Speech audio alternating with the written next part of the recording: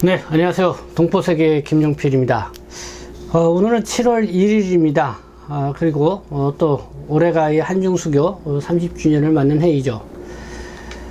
3박 5일 일정이라고 그래요. 이 윤석열 대통령이 첫 외교 무대로 나토 정상회의에 참여를 하고 이제 다시 한국으로 들어옵니다. 이번 한중수교 30주년을 맞이하면서 윤석열 대통령의 이 행보가 과연 앞으로 한중 관계에게 어떤 영향을 미치게 될지, 어떤 변화가 있게 될지 주목해 보게 되는데요. 먼저 이 지난달 윤석열 대통령 취임하자마자 거의 조 바이든 대통령이 한국을 방문을 했습니다. 그리고 한미 정상회담을 갖기도 하고, 그리고 또 일본에서 이 인도 태평양 경제 프레임워크 IPEF 또 출범과 함께 이 가입을 했습니다. 그리고 이번 나토 정상회의에 또 참석을 했는데요. 이 나토는 이 구소련, 지금의 러시아를 견제하는 미국을 위시한 유럽 국가들의 이 방위조약기구이죠. 그러다 보니까 이번 정상회의에서 과연 윤석열 대통령이 참여하는 것을 두고 여러모로 또 찬반이 있었습니다. 그리고 이번 나토 정상회의에서는 이 중국까지 언급을 해가면서 견제하기 위한 것이다, 이런 얘기가 나돌면서 좀 더 신중하게 참여 여부를 논의해야 된다, 이런 의견도 상당수 있었는데요. 그러나 윤석열 대통령은 결국 참여를 했습니다. 이 나토 정상회의가 열리기 전부터 중국은 격하게 이 반응을 하고 나왔습니다. 지난 6월 23일이죠. 왕원민 중국 외교부 대변인은요, 한국과 일본 등 아시아 태평양 국가들이 이 나토 정상회의 참석을 한 것을 두고 이 아시아 태평양 지역은 북대서양의 지리적 범주가 아니다. 이 아시아 태평양 지역의 국가와 국민은 군사 집단을 끌어들여서 분열과 대항을 선동하는 어떤 언행에도 결연히 반대한다 라는 입장을 밝혔습니다. 그러니까 한국과 일본, 호주, 이렇게 뉴질랜드 쪽이 이번에 참여를 했죠. 이 아시아 태평양 지역 국가들이요. 여기에 대해서 상당히 중국 쪽에서 이 심기가 이 불편함을 이렇게 논평을 통해서 냈다는 그런 분위기를 읽을 수가 있고요. 역시 이번 나토 정상회의가 이 중국발 도전을 처음으로 다룬 그런 새로운 전략 개념을 승인할 예정이다, 이런 얘기가 나돌면서 6월 27일 또 역시 중국의 이 관영 매체들이 또 한국에 대한 이 견제 수위를 높였습니다. 이 중국 공산당 기관지 인민일보 자매지이죠. 이 한구15, 이 글로벌 타임스 이렇게 표현을 했습니다. 한국에 대해서 지난 6월 27일 한국을 체스판 위에 있는 강대국의 졸, 이렇게 폄하를 했습니다. 그리고 2월 28일에는 이 전문가들의 말을 인용을 해서요, 윤석열 정부가 미국에 의존을 해서 점차 외교적 독립성을 상실할 경우 중국과의 관계는 더 복잡해질 것이다 하고 이렇게 압박을 했습니다. 그리고 6월 29일 이 아시아 태평양 국가들은 나토의 위험한 단장 아래 서면 안 된다, 이런 제목의 이 사설을 통해서요, 한국과 일본의 나토 정상회의 참석을 비난하고 대가를 치러야 할 것이다 하고 이렇게 위협하는 글을 또 게재를 했습니다. 바로 6월 29일은요, 윤석열 대통령의 나토행을 동행한 이 최상목 대통령실 경제수석의 발언이 또 주목을 받았죠. 이 20년간 누려왔던 중국을 통한 수출 호황의 시대가 끝나가고 있다. 우리의 생존을 위해서 유럽과의 협력을 강화해야 한다, 이렇게 발언한 날이기도 했습니다. 이 중국에 대한 의존도가 크기 때문에 여기서 탈피하기 위한 대중 경제 전략의 획기적인 변화가 불가피하다, 이렇게 역설을 하고 나온 것인데요. 이것은 원전과 이 방위 산업을 중심으로 이 유럽 시장을 개척하려는 윤석열 대통령을 돕기 위한 이 발언으로 이해가 됩니다. 하지만 이 경제수석의 이 발언에 국내 주식시장은 바로 이 유동을 쳤죠.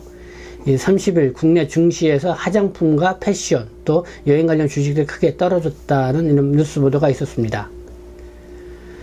현재 이 중국과 한국, 경제 상황을 보면은 뭐 한국 수출의 26%, 수입의 23%를 차지하고, 특히 2,000개 가까운 상품은 중국에서 이 80% 이상 수입해서 쓸 정도로 의존도가 크다, 그럽니다.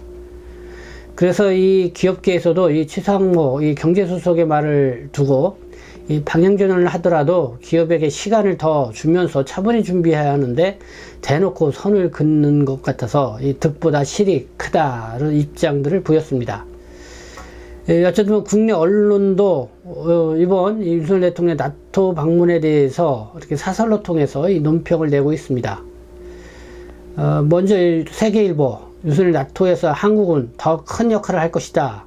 그러나 정교한 외교 뒷받침이 되어야 한다. 여기서 이 정교한 외교 뒷받침이 되어야 한다는 것은 결국 중국과의 갈등을 최소화하면서 이 구국을 지키기 위한 정교한 대응 전략을 필요하다, 이런 것이고요.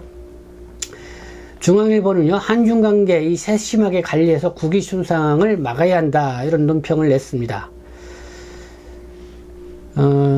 이번에 이 나토 정상회의, 러시아의 위협에 더해서 이 중국을 구조적 도전으로 이렇게 표현을 했습니다. 그러니까 중국을 견제하는 그런 회의였다는 것을 보여주고 있는데요.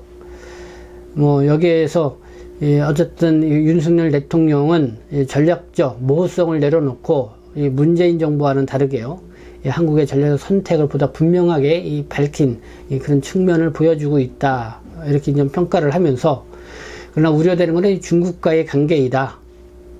그렇기 때문에 스스로 정한 원칙과 규범에 따라서 사안별로 정밀하게 대처할 필요가 있다. 너무 미국 주도에만 이끌려가지 말아야 된다라는 그런 논평을 냈습니다. 이 부산일보는요, 이 가치동맹, 기치내건 한국 외교, 리스크 관리도 만전을 해야 된다. 그러니까 이번에 이 나토 정상회의 하는 거는 자유, 뭐 민주주의, 이런 가치 외교, 그리고 이런 가치 동맹, 여기에 같이 참여를 한 것인데, 그러나 이에 따른 리스크, 그러니까 러시아하고 중국과의 관계를 말하겠죠. 거기에도 만전을 기해야 된다는 이런 입장을 또 부산일보도 냈고요. 한국 경제, 빨라지는 경제의 탈중국화, 정부도 기업도 제대로 대비를 해야 된다. 최상모 대통령실 경제수석의 발언을 두고 이렇게 이제는 사설을 냈습니다. 그러니까 기업들도 언젠가는 다가올 이 탈중국화 시기가 예상보다 앞당겨지고 있다고 보고 경영의 차질이 빚어지지 않도록 만전을 기할 필요가 있다. 이 안보적 차원에서 중국과 일정 거리를 둘 수밖에 없게 됐지만은 기존 경제 협력 관계를 유지해 나갈 수 있도록 외교적 노력도 기울여야 한다, 이런 입장을 보였고요. 이 매일신문 같은 경우는 윤석열 대통령의 나토 참석에 대해서 비난하고 나온 이 중국 언론 매체에 대해서 이 정부가 단호히 대응해야 한다는 이런 주문을 하기도 했습니다. 윤석열 대통령에 대해서 비판적 논조를 보이고 있는 경향신문, 한겨레신문. 먼저 경향신문이요. 이 다자물에서 제재만 외친 윤석열 대통령, 한반도 긴장 대책이 뭔가 하는 이런 논평을 냈습니다.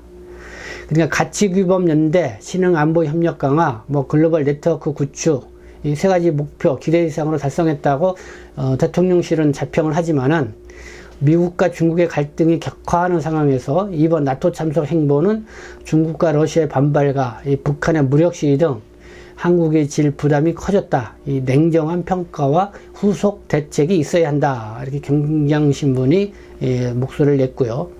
그리고 윤석열 대통령의 이 나토 무대에서 이 반중 논선이 본격화됐다고 하면서 한겨레 신문이 또 이 기사로 이렇게 게재하기도 했습니다.